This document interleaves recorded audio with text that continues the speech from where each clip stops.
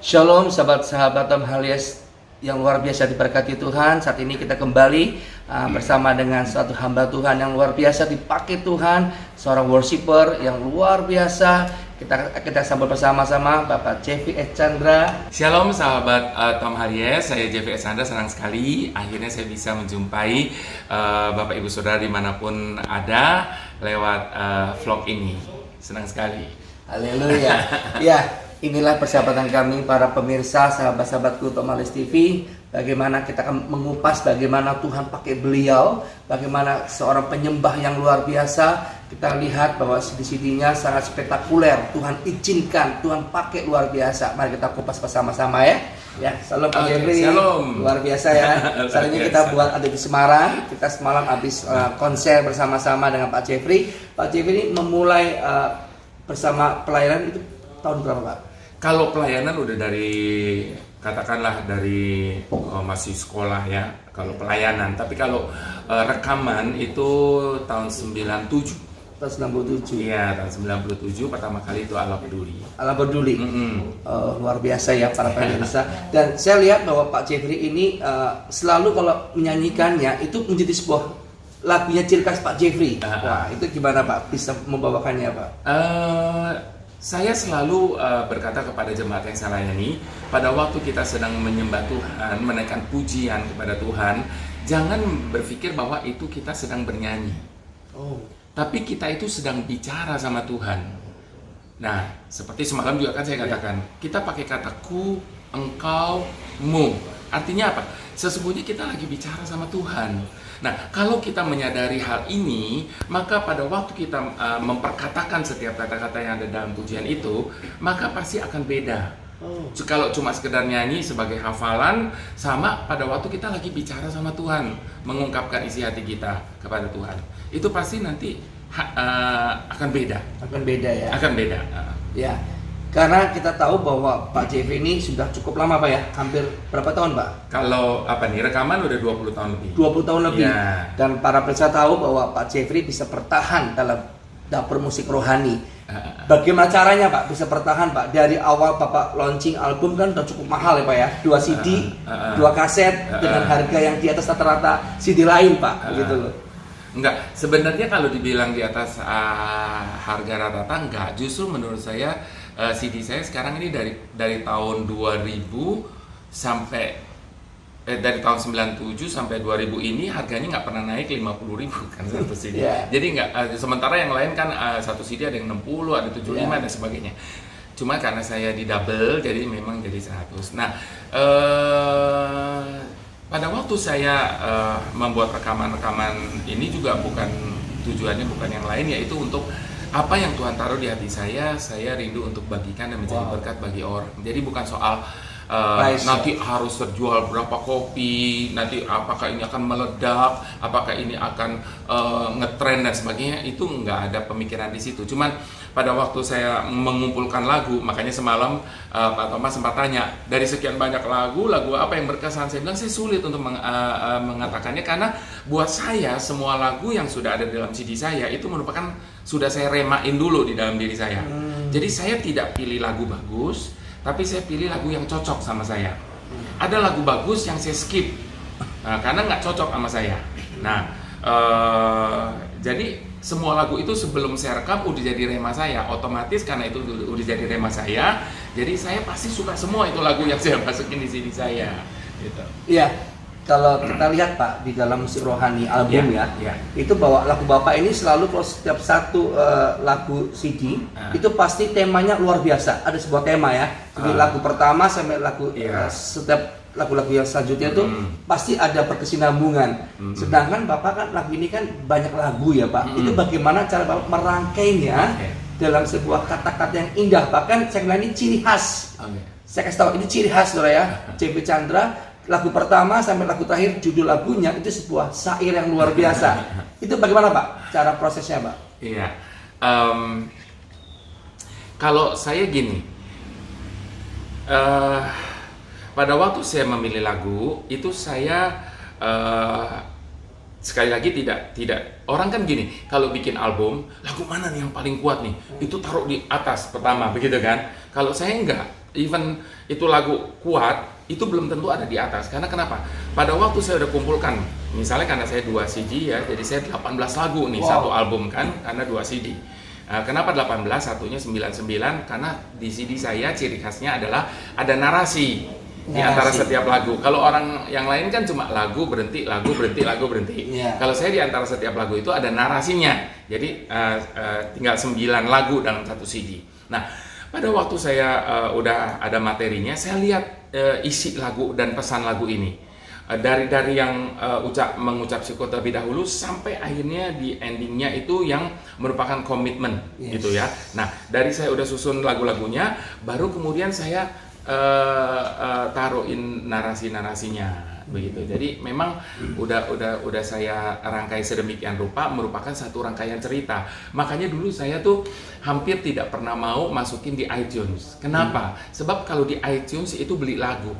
Orang beli lagu, oh saya dengerin, oh saya beli lagu 2, lagu 5, lagu 7. Nah, itu jadi putus-putus. Sementara kalau album saya itu merupakan satu rangkaian dari awal sampai akhir, karena disambung dengan narasi-narasi itu. Nah, tapi kemudian akhirnya deal sama iTunes. Mereka bilang gini, lagu-lagu kamu tuh di Topik udah jutaan yang ini. Kenapa kok albumnya sendiri nggak dimasukkan di iTunes gitu? Nah, karena saya mengungkapkan alasan itu, karena saya bukan sekedar jual lagu, tapi saya kepingin ini merupakan satu renungan gitu, satu rangkaian renungan. Akhirnya mereka deal, oke, kalau begitu kita jualnya nggak jual lagu, jual album. Jadi di iTunes itu CD saya tuh jual satu album, paket ya? Iya, satu paket. Jadi dia nggak putus-putusin gitu, supaya pesan yang saya sampaikan sampai itu sampai. Ya, puji Tuhan saudara ya. Setiap albumnya Pak Jeffrey pasti selalu ada narasinya. Narasi ini yang luar biasa ya. Kalau saya bilang saya memang saya boleh kesaksian ya. Untuk membuat narasi dari, bayangkan loh, satu album 18 lagu 18 dan saya selalu kalau keluar at least 2 album, berarti 36. Saya mesti siapin 36 lagu, itu nggak gampang. Belum lagi untuk membuat narasi-narasi sebanyak 36. Wow. Nah, itu bukan perkara mudah. Nah, saya terlalu yakin bahwa bukan karena hikmat saya, bukan karena kepintaran saya merangkai kata-kata, tapi itu semua karena Roh Kudus yang tuntun saya. Kenapa saya berani berkata demikian? Karena sampai detik ini setiap kali saya dengar CD saya sendiri kata-katanya itu, saya bisa nangis sendiri. Kalau saya ngarang sendiri, itu waktu saya dengar udah basi, betul nggak? Udah oke lah, emang ini aku yang karang kok. Tapi tiap kali saya di mobil putar CD saya sendiri, dan pada waktu saya dengar narasi maupun bunyi, saya bisa nangis sendiri. Makanya saya yakin itu bukan karena hikmat saya, bukan karena kepintaran saya, tapi karena tuntunan Roh Kudus. Nah, satu hal lagi, tadi kan kamu bilang seperti ada temanya. Nah, saya yakinnya di dalam hal ini bahwa Tuhan panggil saya untuk melayani dalam jalur encouragement. Setiap hamba Tuhan panggil dengan cara masing-masing. Ada yang kesembuhan, ada yang kuasa gelap, ada yang pokoknya pengajaran. Ada setiap hamba Tuhan itu ada jalurnya masing-masing. Nah, kalau saya khususnya Tuhan itu panggil saya untuk encouragement. Itu saya tidak ragukan dan saya yakin-yakinnya. Makanya di dalam setiap lagu-lagu saya, di dalam setiap khotbah live worship saya, khotbah saya atau apapun, itu pasti encouragement. Karena Tuhan taruh itu di hati saya, memang untuk, jadi saya tuh seringkali bergurau bilang gini, saya ini temannya orang-orang susah. Jadi kalau orang lagi banyak masalah, lagi sedih, lagi banyak pergumulan, nah itulah ladangnya saya. Jadi kalau ada orang begitu, udah denger aja tuh CD saya, semuanya pasti akan menguatkan mereka. Jadi itu memang jadi udah ada temanya. Temanya adalah untuk encouragement, memang itu nomor 1. Ya, karena kita tahu bahwa Allah peduli kan lagu pertama Bapak ya. Dan itu banyak orang yang menyanyikannya. Sampai hari ini kalau saya ajak jemaat nyanyi itu, jemaat masih pada nangis gitu lah. Padahal kebanyakan lagu-lagu rohani pun seperti lagu-lagu yang lain bosan dinyanyikan. Come and go, Tapi lagu Allah Peduli, orang taunya Jeffrey Chandra. Orang taunya Jeffrey Chandra. Sama ada lagi yang Ku Telah Mati. Ya, itu Ku semua Takkan taunya Menyerah. Ku Takkan Menyerah. Semua Baik. Ya. Bahkan Jalanmu Tak Terselami. Iya, Arti Kehadiranmu. Semua orang taunya Jeffrey Chandra. Trackman Bapak yang Jeffrey kekal. Chandra. Bapak yang kekal juga Jeffrey Chandra ya. Seperti Bapak sayang anaknya. Itu mungkin bonus Tuhan ya Pak ya. Itu Iya. benar-benar luar biasa Pak ya. Itu gift, Gift, itu ya. favor dari Tuhan. Favor, ya. Ya, orang mungkin bilang gini, aduh si Jeffrey Chandra itu kan nyanyi tekniknya nggak ada tekniknya. Dia nyanyi itu suaranya cuma suara saya akui bahwa memang saya itu menyanyi tidak dengan teknik dan baik teknik vokal maupun teknik pernafasan itu saya tidak bisa semuanya. Saya ini bukan, makanya tadi dibilang worship leader yang luar biasa. Saya ini orang biasa, yang luar biasanya itu Tuhan yang memakai orang yang biasa menjadi berkat bagi yang lain. Jadi saya ini memang orang yang nggak punya modal istilahnya ya. Tapi ya itu favor. Orang nggak bisa tuntut Tuhan. Tuhan, suara saya lebih bagus dari si Jeffrey. Kenapa kok dia lebih beruntung? Tuhan pakai dia kok nggak bukannya saya? Itu nggak bisa. Itu favor. Favor itu ya. itu haknya Tuhan. Dia mau kasih siapa aja dan saya sangat beruntung karena saya mendapatkan favor itu dari Tuhan. Dan saya juga beruntung dan para pemirsa Tom Halies saat ini kita bisa ngobrol santai bersama Pak Jeffrey. Nah, dan Anda perlu tahu bahwa hari ini adalah turun gunungnya. Nah, iya, Pak Jeffrey pertama kali keluar pada rumah untuk pelayanan dari COVID-19.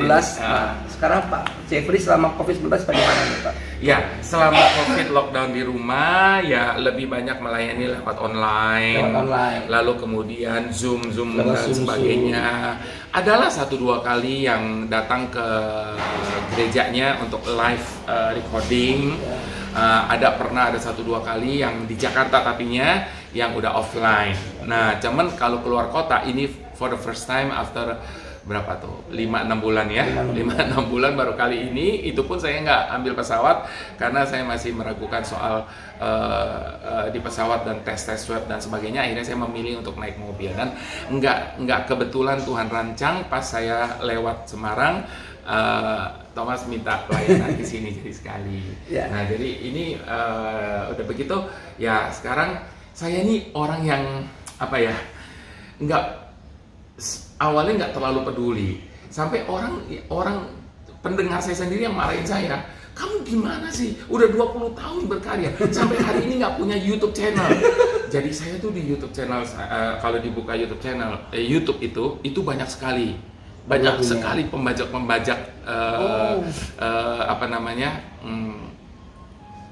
lewat media ini yang atas nama saya. Wah, udah banyak sekali. Lagu-lagu saya di sana udah jutaan viewersnya. Wow. Nah, itu juga yang membuat orang bilang gimana sih orang gini.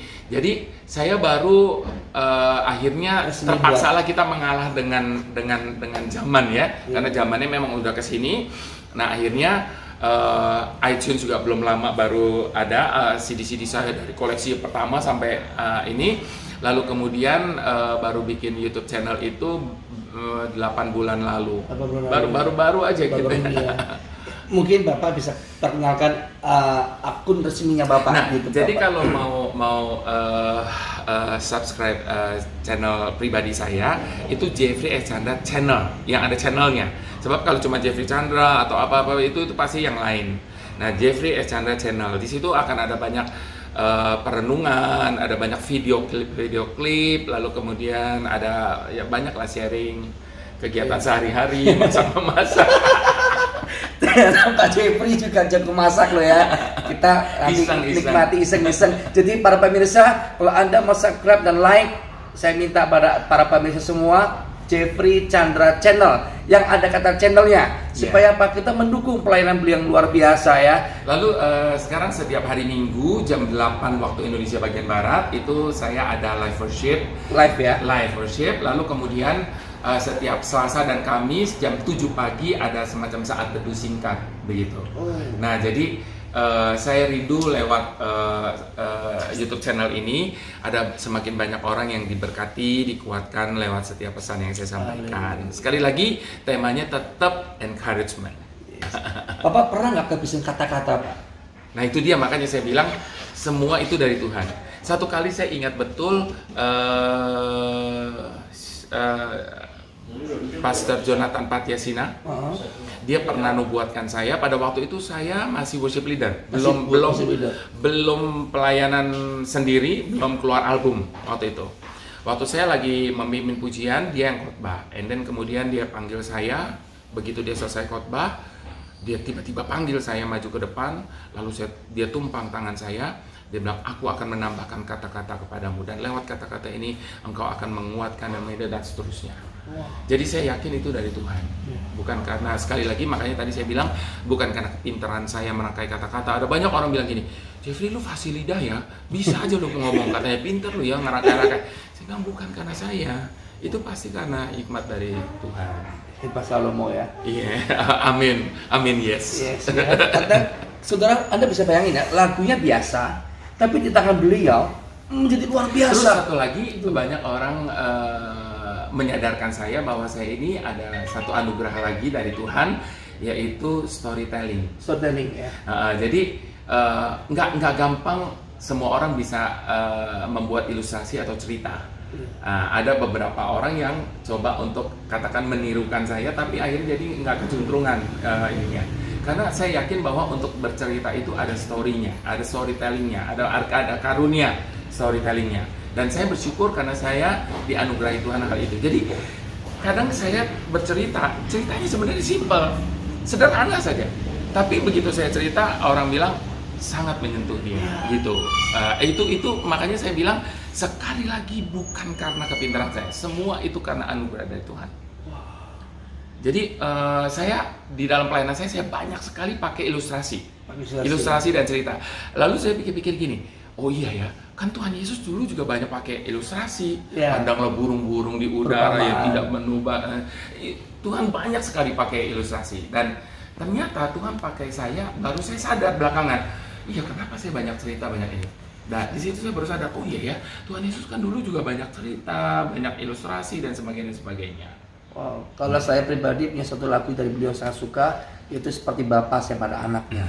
Tidak pernah bosan saya dengarkan, dan banyak saksi yang Pak Jeffrey perlu tahu, para pemirsa, para umat di sana, bahwa banyak orang yang tidak pernah bosan dengar lagu Bapak diputar-putar terus sampai berkali-kali, itu karena pernah bosan. memang itu album lagu seperti Bapak Saya Anaknya itu merupakan juga satu hal yang pertama kali membuat saya keluar album dengan 2 CD. Waktu itu belum ada orang berani keluar dengan sekaligus 2 CD. Nah, album yang seperti Bapak Saya Anaknya inilah, pada waktu itu saya lagi mempersiapkan album Prayer and Worship.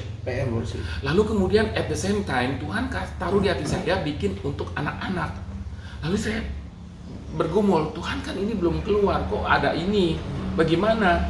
Nah lalu kemudian saya datang kepada produser distributor saya bilang, ini kayaknya akan ada 2 album. Hah? Nanti orang beli 1 aja udah berat, kamu 2 lagi gitu. Lalu 2 tapi isi 2 juga Pak ya? Beda.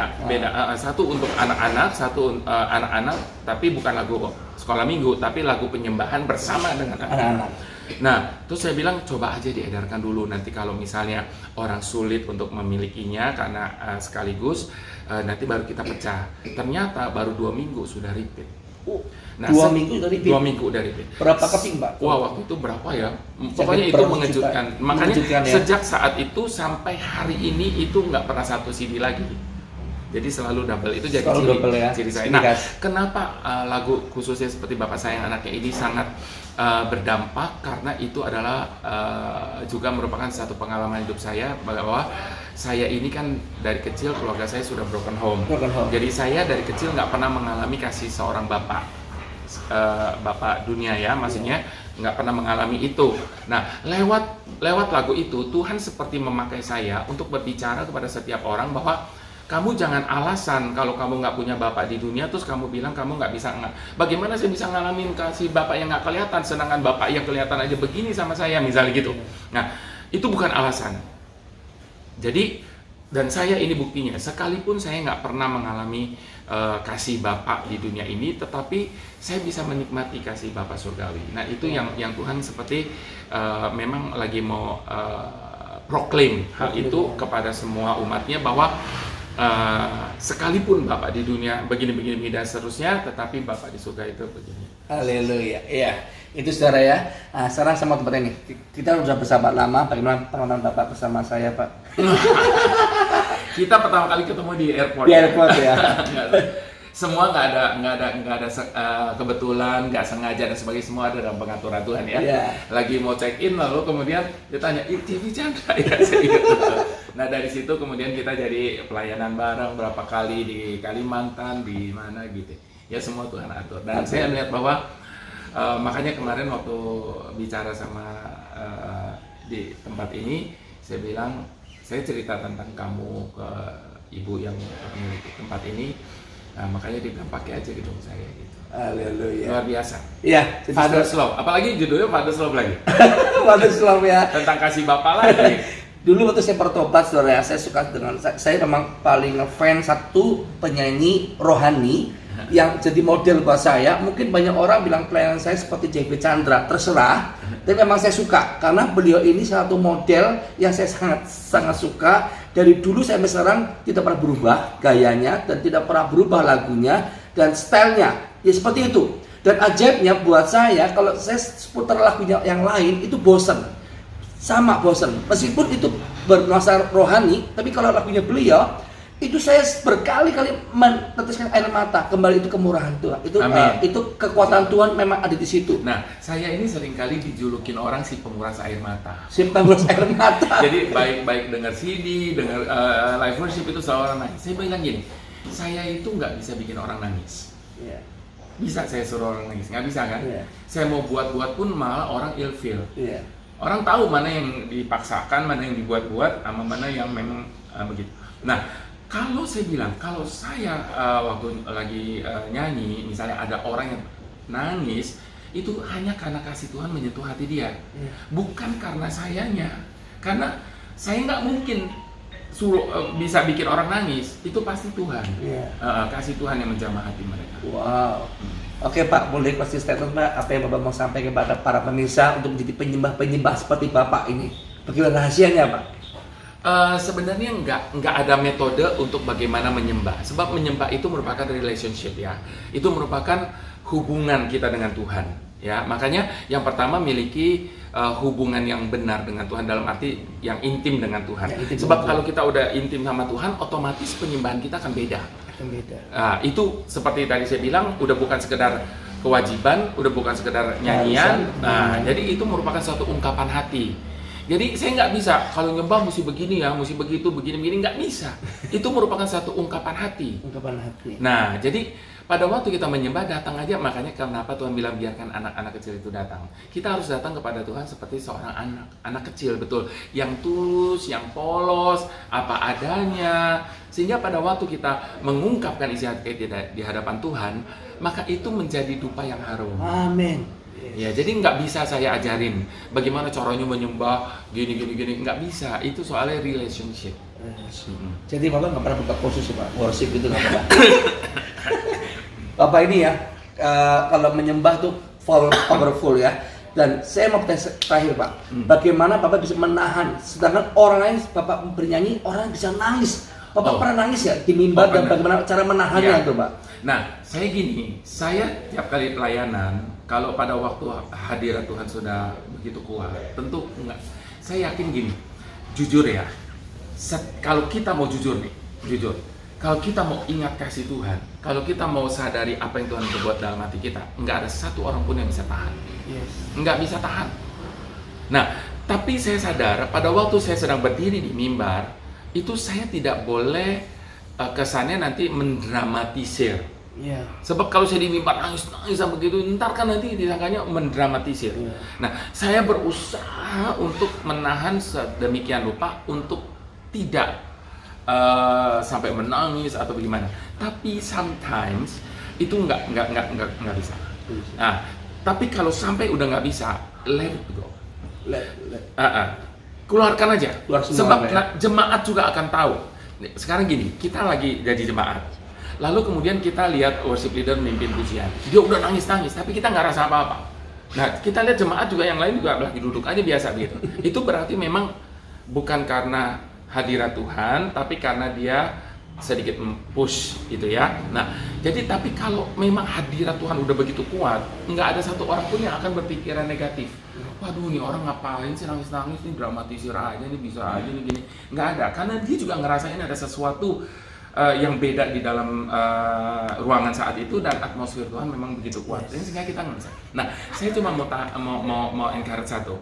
Pada waktu kita sedang ibadah, pada waktu kita sedang menyembah, lalu kemudian kita ini pengen nangis, keluar air mata, saya mau pesan baik-baik, jangan pernah tahan air mata dan tangisan itu.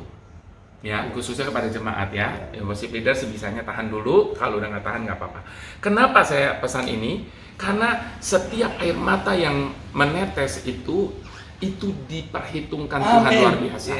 Jadi bukan air mata yang menetes karena Tuhan, kenapa sih hidup saya begini? Kenapa sih masalah saya besar?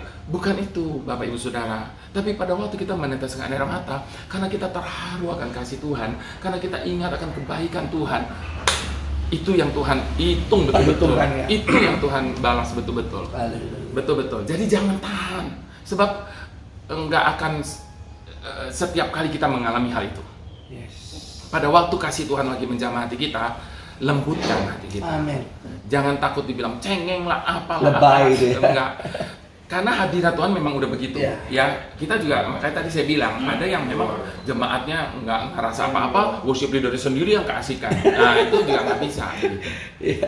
Haleluya. Ya, pemirsa Tom Halia, saya percaya ini dia menjadi berkat bagi kita semua, bahwa itulah C.V. Chandra, bagaimana Tuhan pakai beliau. Dan saya percaya program Tom Halias akan terus Tuhan pakai. Bila mana Anda masih diberkati, Anda bisa subscribe dan Anda bisa like program ini untuk mendukung pelayanan kami terus berkembang untuk menjadi medianya Tuhan, penginjilan Tuhan, dan kerajaan Allah nyata atas kehidupan kita semua. Oke saudara, sebentar kita akan berdoa. Nanti Pak Jeffrey akan berdoa bagi para pemirsa untuk semua diberkati oleh program-program beliau. Dan saudara jangan lupa dukung program-program beliau melalui program YouTube yang akan tampil di bawah nanti, supaya setiap pesan-pesan Tuhan melalui pujian dan penyembahan akan sampai kepada kita semua. Haleluya. Mari Pak Jeffrey bisa berdoa. Ya, mari kita berdoa. Bapa, kami mengucap syukur karena kami diberikan hak istimewa untuk boleh datang di hadapan-Mu Tuhan. Kami percaya Tuhan, ketika kami menyembah Engkau, kami boleh tersungkur, kami boleh menyembah Engkau Tuhan, itu merupakan privilege buat setiap kami, sehingga kami boleh berhadapan, kami boleh datang kepada pencipta alam semesta ini. Tuhan, mampukan kami, layakkan setiap kami untuk setiap kali kami boleh menghampiri hadirat-Mu Tuhan. Kuduskan setiap kami pada saat kami boleh menghampiri hadirat-Mu Tuhan, supaya kami boleh menikmati kehadiran-Mu yang mengubahkan hidup setiap kami. Tuhan, ajar kami Tuhan, untuk kami boleh berubah mulai dari saat ini. Sikap kami, hati kami pada saat kami datang untuk menyembah-Mu Tuhan. Dan sadari kepada setiap kami bahwa kami sedang berhadapan dengan Raja di atas Raja. Dan Engkau adalah Tuhan di atas segala Tuhan. Itu sebabnya biarlah kami boleh menaruh sikap yang hormat kepadamu pada saat kami sedang memuji dan menyembah Engkau. Sehingga kuasa atas puji-pujian itu boleh terjadi. Sehingga kuasa atas puji-pujian itu akan mengubahkan hidup setiap kami. Terima kasih Bapa, kami nikmat ada di dalam hadirat-Mu, dan biarlah itu boleh terus tinggal dalam hidup kami sampai selama-lamanya. Haleluya. Amin. Amin. Haleluya. Shalom. Terus memberkati